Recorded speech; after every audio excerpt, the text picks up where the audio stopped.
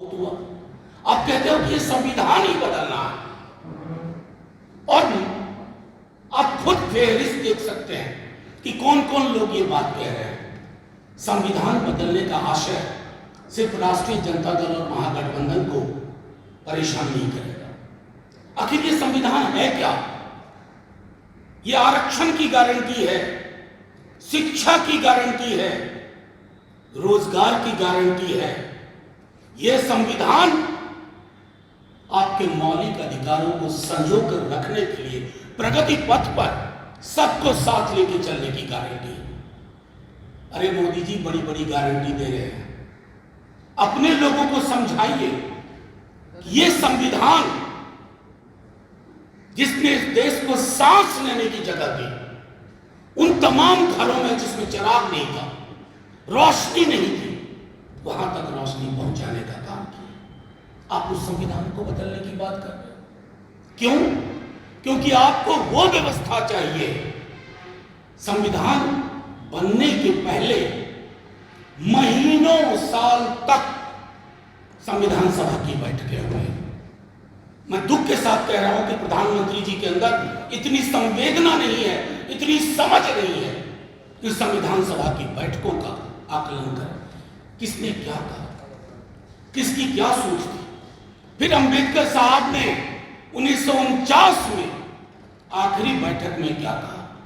उन्होंने कहा कि यह संविधान है, बड़ी अच्छी किताब है, आपके अधिकारों को महफूज रखने की बात है, लेकिन जिस व्यक्ति के हाथ में ये रहेगा, जिसका काम है संविधान को चलाना, क्रियान्वित करना, अगर वो व्यक्तियों का समूह और दल अच्छी नीयत का नहीं होगा, ये संविधान बचाव नहीं कर पाएगा।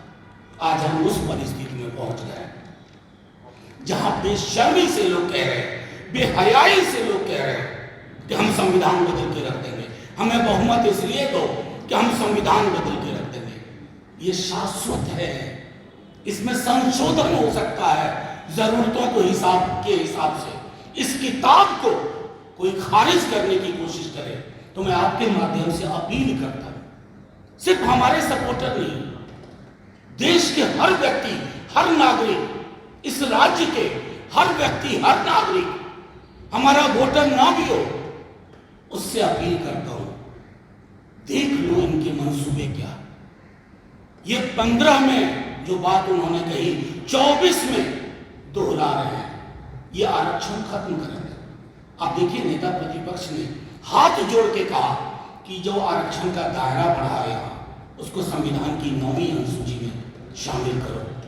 कोई एक शब्द बोला? प्रधानमंत्री जी बोले, हर बात पे बोलते हैं, खान पान पे बोलते हैं प्रतिदिन, लेकिन जहां जान बसती है भारत के संविधान पर कंप्लीट चुप। कि आपको यह बताने की हम आपके माध्यम से, बिहार ही नहीं पूरे देश में चिंता चल रही है, क्या सचमुच ही संविधान बदल जाएगा? तो आज चुनाव कुछ नहीं है, चुनाव संविधान को कलेजे से रखने का चुनाव, कलेजे से सटा करके कि इस पर जो भी बुरी नजर पड़ेगी उस नजर का नजरिया बदलने में। और वो मैं अकेले नहीं करूंगा। वो कहते हैं ना, इस रात की दीवार को उठाना है जरूरी, ये काम मगर मुझ अकेले से नहीं होगा। ये सिर्फ तेजस्वी जी से नहीं, सिर्फ हमारे राष्ट्रीय अध्यक्ष से नहीं, सिर्फ राष्ट्रीय जनता दल से नहीं, एक एक व्यक्ति को सोचना होगा। दलित, बहुजन, पिछड़े, अत्यंत पिछड़े, आदिवासी समाज, अकलियत और प्रगतिशील वर्ग, चाहे किसी भी जाति के। ये संविधान नहीं रहेगा तो ये देश नहीं रहेगा, देश की एकता नहीं रहेगी, देश की अखंडता नहीं रहेगी। बस रहेगा तो रहेगा सिर्फ नागपुर का विधान।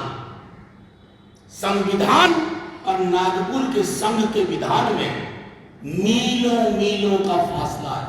इस फासले को मिटने ना दें बिहार की जनता, देश की जनता। आखिर यही संविधान था ना कि तेजस्वी जी आपके समक्ष बिहार के लिए परिवर्तन पत्र लेके आए। एक एक चीज इसी संविधान से निकल रहा है। नौकरी, स्वास्थ्य, गरीब महिलाओं का सबलीकरण लाख रुपए के माध्यम से, इस सब संवैधानिक व्यवस्था है। क्योंकि संविधान कहता है डायरेक्टिव प्रिंसिपल्स में कि सत्ता और संसाधन का एकत्रीकरण चंद हाथों में हो ये रोकना है। ये सारी चीजें वहां से निकली हैं। प्रधानमंत्री जी इस पे क्यों नहीं बोलते? अपने लोगों को खारिज करते हुए कहते हैं तुम चुनाव से हटो, तुम संविधान बदलने की बात कर रहे हो। अहंकार में कई बातें बोलते हैं, ये कतई नहीं बोलते। तो मैं सिर्फ इतना कहना चाहता हूं कि तेजस्वी जी ने कल कहा था कि हमारी सबसे पवित्र किताब, कई किताबें हैं अलग अलग धर्मों की, अलग अलग समुदायों की, लेकिन ये किताब सबकी है, ये हमारी अपनी किताब है।